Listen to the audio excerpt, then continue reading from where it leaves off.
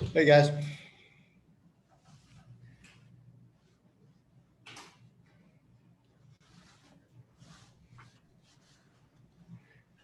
All right, first, let me start by congratulating the men's basketball team on the NIT championship. Absolutely awesome. Pump for them. Coach Hardaway, their staff, their players. We all know the trials and tribulations of any type of season, no matter what the sport was. So proud of them and their efforts, and congratulations to them on bringing a championship home to the 901. Congratulations to Coach Merriweather. I'm very excited to have such a profound woman leading our basketball program, our women's program. She seems fantastic. I can't wait to meet her. I wasn't able to go over there today, but I sent our director of football operations over on her behalf to congratulate her. We're expecting big things from her, and we can't wait for her to join our Tiger family. So congrats to her, and glad she's leading the charge there. With that being said, we went outside today. I just felt, 3 straight days or 3 practices in the indoor last week. It was okay to get a little bit of rain on us as long as the lightning stayed away. So we'll get outside, go out there and compete. We did some third down work and some red zone, some situational football, which I always think is important to get done during spring. All right, we'll take questions for Coach. Evan, go ahead. Hey, Ryan. When guys switch positions, I know you always bring up Dylan as someone who's done it. What's kind of the expectation of how fast they kind of pick things up real quick? Speaking more to like guys like Gabe and Darius. I know Darius is hurt, but just what's that transition for like, and how do you kind of expect them to kind of, be able to quickly pick up a new position, if you will? Yeah, Evan, good question. I think everybody's different. We always talk about Dylan because of his such success early in his career. From going from tight end to D line to offensive lineman that started. But yeah, you got guys like Gabe and Darius. You understand that it's a completely different deal, especially when they've been on the defensive side. And so it's not like you do want to throw them in the fire, and we have thrown Gabe into the fire this spring, but a lot of learning by trial, right? And that's okay. And we understand there's days where he feels like he's doing great, and then other days if we walk off, he said, hey, man, you had a lot of mental mistakes. But we say, we understand that you're going to make mistakes, and whatever you do so full speed and then learn from it. And so the growth of a guy like Gabe is, okay, whatever you messed up yesterday, all right, let's fix it. Let's make sure you're on the same page. That's the great thing about spring ball, Evan, is you practice, right? Generally speaking, you have a day off to watch that film, correct it. Then you have a new installation. And so then you have a practice another day. So it's not like you're going practice, installation, back-to-back days, which is different than training camp. So spring ball really is a great time for growth for those guys that have changed positions. Do I expect him to fully understand the offense by the spring game? No, but he's going to be so much further ahead if he were to get here, August 6th at training camp and say, okay, the ball's rolled out. Good luck learning the system. Steven? Hey, Ron, I just want to, what's some of your early impressions of Shamar Nash, and just what are your, you able to hear me? Yeah, you said something about Shamar Nash. Yeah, just what are your early impressions of him, and what are going to be your expectations kind of going towards the season? Yeah, so obviously Shamar is a guy that joined our team through the portal, and he's getting out there competing. He's one of those, kind of like Evan, he's learning a whole new offense. So it's like learning a new language as well. So he's been thrown right into it and trying to pick it up. He's getting better every single day. He's a big physical receiver. The expectations, we'll see what happens. As you guys know, I like competition. He'll have every opportunity to go in there and compete for a job. But like I said, we got a lot of people in that wide receiver room that are battling every single day. But I like his approach. He's got a great positive attitude, Stephen. He works hard every single day, and that gives him a chance, right? He's up trying to get extra meeting time when he can, studying the playbook. He cares a lot, and, we're glad to have him here. Ryan? Hey, Coach, you had to replace your punter and kicker. I was wondering how those 2 positions are looking this spring, and do you think those battles will continue into the fall?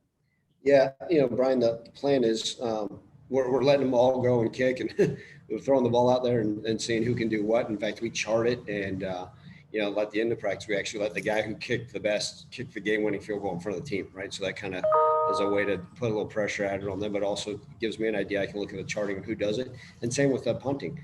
So it is good to have open competition. I also believe we'll probably bring in some other people. We did sign David Kemp, who I can discuss. We expect him to come in and compete for a job as well. But it's nice to have capable bodies. We certainly have plenty of kickers and punters right here, right now with us. And it's exciting. And I do think that there will be competition all the way through August. And I don't mean to say that wholeheartedly. I mean, yeah, it's easy when you have Riley Patterson. And I said, well, who's your kicker? Well, I got that one. Right now, it's both positions are up for grabs, and excited to watch them continue to battle. Mike? Hey, Ryan, how are you? Good, Mike. How you doing? Pretty good. Quick question before my real question. Have you, by your standards, have you reached the halfway point of the season with I know you got 15 workouts. Today was what? Today was Today was practice number 8. So yeah, you feel like you're about just over that hump. And with the way the schedule works, right? So we're here today. We're going to practice again on Thursday, and then I'm going to bring the guys, the student athletes, on Friday morning and meet with them, and then give them off Good Friday afternoon and Saturday and Easter Sunday, so they have a chance to be around family. We're going to come back, all right, and then we're going to practice on a Monday and a Wednesday of the following week. And you guys will say, Ryan, why are you doing that? Because with our school not doing spring break, we're doing these wellness breaks. So it's kind of like, okay, we get through this Thursday practice coming up. That's 9 practices in. I feel like the chunk of our main installation, and then we'll come back and kind of practices. I mean, it's going to, before we know, blink of an eye, we'll be at the spring game. So yeah, I feel like we're at the halfway point. But we got a ton of work to do. Now, like, I feel the installations, and let's see how fast we can play offense, defense, and special teams. Yeah, that was part of my 2 quick questions. Do you feel good about where you are? I know coaches are never where they want to be, but with the first spring in 2 years, is this team where you want it to be as you head to the second half of spring? I think exactly right. No coach is going to sit there and say, yeah, we're exactly where we need to be. I think we're seeing improvements every day, Mike. And that's the important thing for me, the growth, right? I mean, and we have a lot of open competition. This is a year that's different, right? We're not going into a spring saying, this is our quarterback, this is our kicker, these are our wide receivers. I mean, this is our offensive line, this is our running back. So we have a ton of unanswered questions, and that's okay. I'm okay with that. I can take a deep breath and say, yeah, I do like where we're at. I like the competitive nature of this group. I feel like I've told you guys before, this is the most depth we've had on defense since I've been here. Guys going out and battling and competing, a good brotherhood here. We have 102 guys on our roster too. I mean, think about that. This is the biggest spring roster that we've had since I've been at Memphis. And to me, that's great. I mean, you're getting a lot of guys in the fray. You're only allowed to go into training camp with 110. So if you do the math and see, we got more guys coming in, it's we've turned it into an open competition, every man for himself. Well, and the last question is, earlier today at Coach Merriweather's press conference, I spoke with Laird, and he was grinning from ear to ear, first saying that there will be tailgating at the spring game, which has got to get Tiger fans excited. But with spring practice, with tailgating, and with his excitement over a return to somewhat normalcy in the fall, I know these are baby steps, but as head coach, do you feel like it's getting back to normal, and how excited does that make you as you head from spring to summer workouts to the spring game and then into the fall? Do you feel excited that it's going to be what it's used to being like? Yeah, absolutely, Mike. Just you talking, and I can hear the excitement in your voice and the inflection of your voice. The hair on the back of my neck starts standing up, because it does. I mean, like, yeah, I want to get through spring ball and I want to have great summer workouts, but man, to think that we have a chance to get back to normalcy with 59,864 fans in the Liberty Bowl cheering us on, and the tailgating and the Tiger Walk.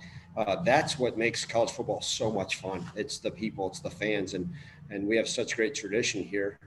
That's what excites me. So I do feel like we are taking the right steps in the right direction. One day at a time. We know that the pandemic is still out there and there's still a lot of danger. So we're going to be smart how we go about business. So will our city, and so will our university.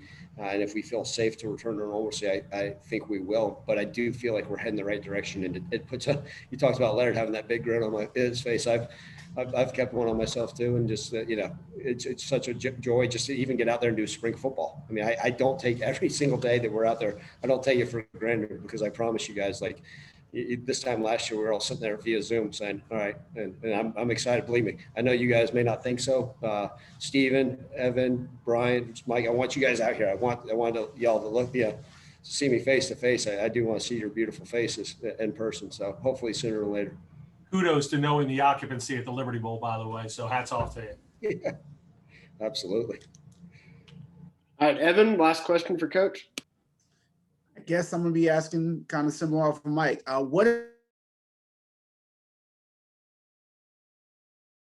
so they're going to keep it similar to how the seating was for this fall season, or what have you heard so far that's official right now as far as the planning for it? Yeah, Evan, we're still working with the city. Okay. At what I know, again, as we know, guys, things can change, and I don't know as much as I sometimes, whatever, that's certain things above my pay grade. But as of right now, Evan, at minimum, it's going to be at least 10,000 fans, or whatever the occupancy. So I said, let's press that envelope, let's press that label. They're working to see where we can get it to. It's free, like we talked about. I know Laird had mentioned it publicly that it will be social distance tailgating. We're excited. We've got a lot of giveaways that are going to occur.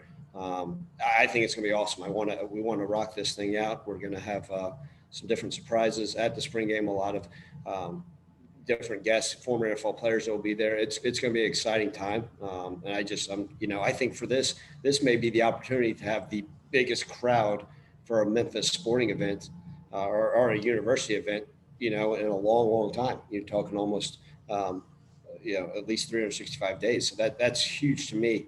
I know we had good crowds at the UCF game, things of that nature, but this has the opportunity to blow that one out of the water, especially if the guidelines do. And Evan, believe me, as soon as we know and we're working it, you guys know how that is. It's a day-to-day thing and who we got to talk to and communicate with. But we're going to do everything in our power to get a big crowd there. And I know our players will certainly be grateful for it. Thank you, Coach. Thank you, guys. Have a good night.